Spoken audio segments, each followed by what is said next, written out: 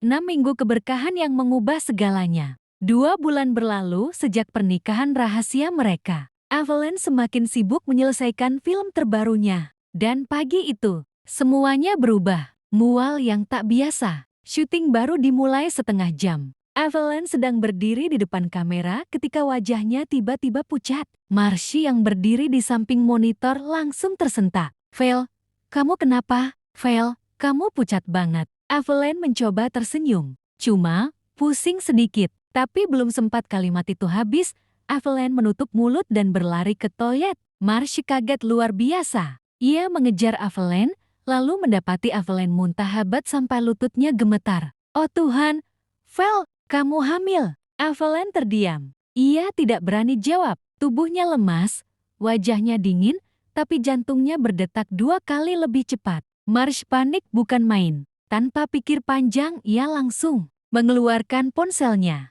dan menekan nama Raka Bratajaya. "Pak Raka?"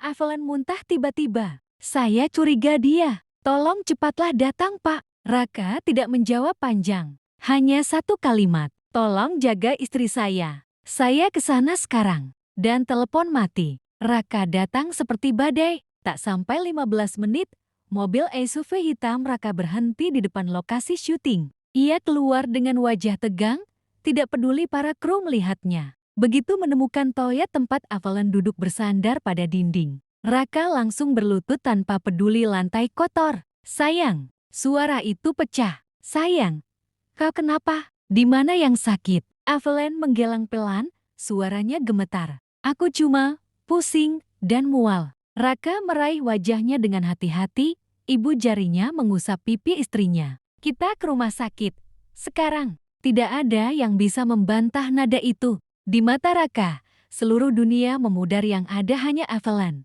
Di ruang USG berita yang mengubah hidup, dokter meminta Evelyn berbaring. Raka menggenggam tangan istrinya tanpa melepaskannya sedetik pun. Suara mesin USG terdengar. Dokter tersenyum. "Selamat, Nyonya Evelyn sudah hamil 4 minggu." Raka membeku, benar-benar membeku. Evelyn menatap layar USG dengan mata membesar. Ada denyut kecil di sana. Ada kehidupan kecil. Dokter melanjutkan. Detak jantungnya kuat. Keadaannya baik. Raka menutup mulutnya dengan tangan. Bahunya bergetar.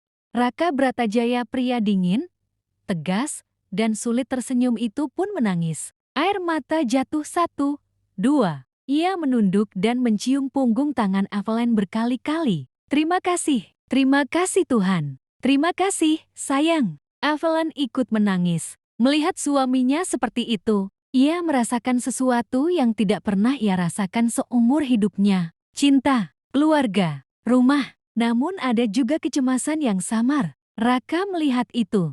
Raka menyadari kecemasan Evelyn. Setelah dokter keluar, Raka duduk di tepi ranjang dan memegang kedua pipi Evelyn. "Apa kau masih takut?" Evelyn menghela napas. "Kontrakku belum selesai. Aku takut media tahu." Raka menaruh telunjuk di bibirnya. "Dengarkan aku baik-baik." Ia menatap Evelyn dalam-dalam dengan tatapan yang bisa mengguncang dunia. "Kalau media tahu, aku tutup mulut semua portal berita. Kalau karirmu terancam, aku bangun rumah produksi untukmu hari ini juga." Evelyn menggelang cepat. "Tidak, jangan. Aku masih ingin menyelesaikan film ini secara profesional. Tinggal 15 hari lagi. Setelah itu beberapa iklan dan promo. Aku ingin menyelesaikannya dengan caraku." Raka menarik napas panjang, menahan diri. "Baiklah, kalau itu yang kau mau, aku dukung." Ia mengusap rambut Evelyn, lembut sekali. "Tapi mulai hari ini, tidak boleh kecapekan. Tidak boleh berdiri terlalu lama. Tidak boleh adegan berat. Tidak boleh diet ketat." Evelyn memejamkan mata. "Tapi aku bukan anak kecil. Kau istri hamilku." Nada Raka penuh kepemilikan. "Dan aku akan menjaga kalian berdua." Evelyn merasakan jantungnya mencair. Raka berubah jadi suami super posesif dan perhatian. Sejak hari itu, Raka mengantar dan menjemput Evelyn syuting setiap hari. Ia duduk di pojok tempat syuting, tidak terlihat kamera, hanya mengawasi istrinya. Setiap makan, Raka mengecek satu persatu bahan makanan. Ia bahkan menolak adegan Evelyn yang membuatnya berdiri lebih dari 15 menit. Jika ada adegan terlalu melelahkan, Raka akan bicara langsung pada sutradara. Evelyn mendapatkan terapi pijat kehamilan terbaik. Raka menggunakan jasa 2 dokter standby di mobil istrinya.